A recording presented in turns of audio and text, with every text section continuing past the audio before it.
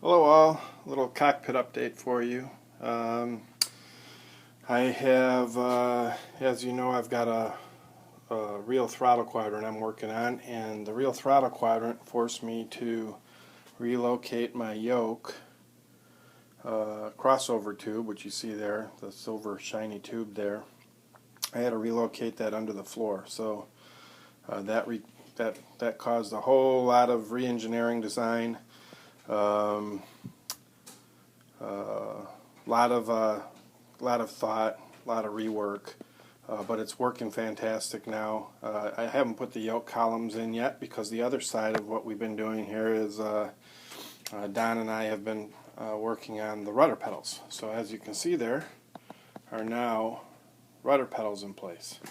I have to give a lot of credit here to my good friend Tom out on the West Coast, up in Washington. Tom does excellent engineering work and was really kind last year to create for me this customized rudder pedal mounting for the real Boeing rudder pedals that we both had. It's fantastic work, really heavy duty. Tom has I think a 4-foot by 8-foot water jet, and he can cut metal parts. He has a transmission business, so he's really handy with all this stuff, and just made a phenomenal piece of gear here to hook up the rudder pedals. It's mainly all springs, works great. Very heavy duty steel components and bearings. It's really a fantastic setup. Obviously I got to make covers for them yet, or Tom, hopefully if you're watching this, you could see that I really need some nice metal covers off your beautiful water jet. But anyway, they're hooked up. There is a link in the back. You can kind of see it, and it's going across. You can kind of see it passing underneath the behind the FDS pedestal to the other side, to the captain's side. I'm going to try to hold the camera here as I get a little closer up. There we go. So you could see they're really nice, heavy spring loading. They center up real nice. And then they each have the toe brakes. And there's separate pots in the back to handle the toe brake side. But as you can also see, I'll put this on the captain's side, and as I move the co-pilot side, there we go. Beautiful. I'm going to let go of the co-pilot side and watch them center. There we go. Beautiful. And they're not adjustable fore and aft, but Don and I I'm taller, I'm 6'2", Don's a little shorter than me. We kind of found a compromising position that works really well. And with the Weber seats, you can kind of move back and forth anyway. And how many of us have cars that don't have moving brake pedals and gas pedals? So I'm really fine with not having these move fore and aft. But they're heavy duty, and they're really going to do nice flying in the sim.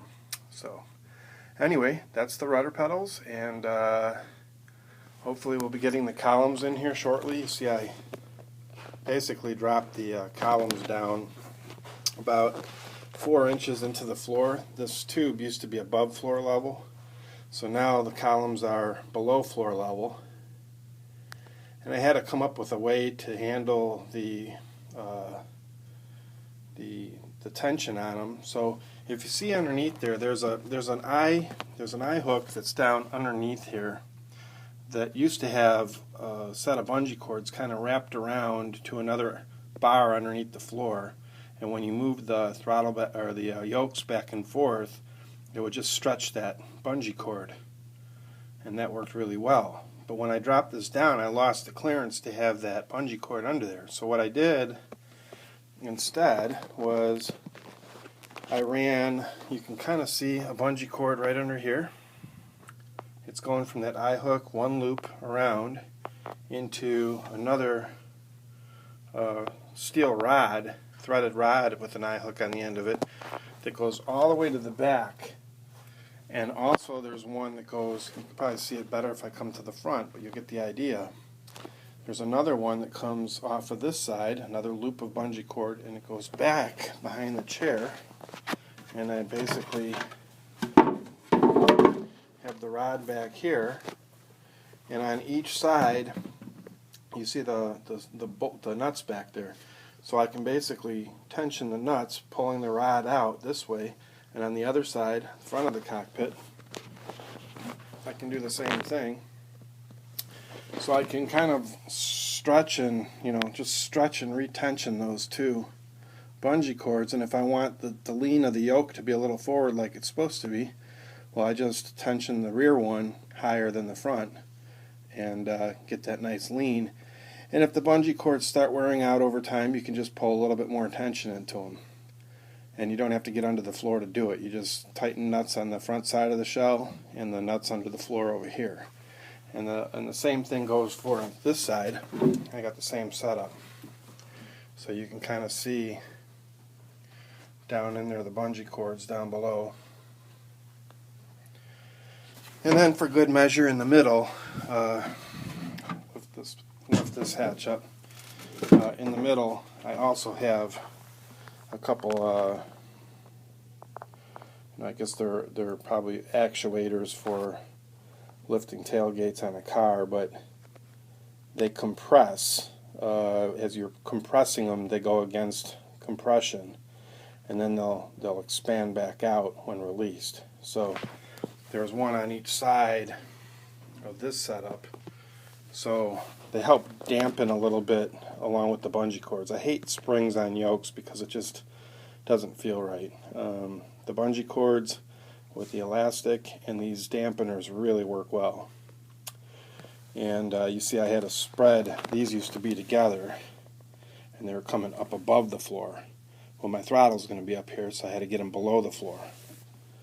So that's what I did. And then up in front there you see the slide pot for the pitch access, which a little hard to get to where it's going to be at right now, but I didn't really want to put it anywhere else, so the throttle would have to unhook off the floor and slide back a little bit to get at that. But there's a couple wing nuts there that I can just pull off, and that whole assembly just lifts right off the side of the mounting. And before you say that my whole frame's going to collapse because I cut holes into here, there is a wheel up there up in front, and there's one in each corner that are supporting on the ground. There's a wheel back here too by my foot. And then I also, just for good measure, you can see these blocks underneath there just as a center support. I don't want this whole thing to collapse on me. Anyway, there you have it. That's the new rudder pedals. Going to finish up the yokes today and get everything hooked up to a Bodner board and flying capability again. And then I start the work of the throttle quadrant, finish that off, and the pedestal, and so more to come on those.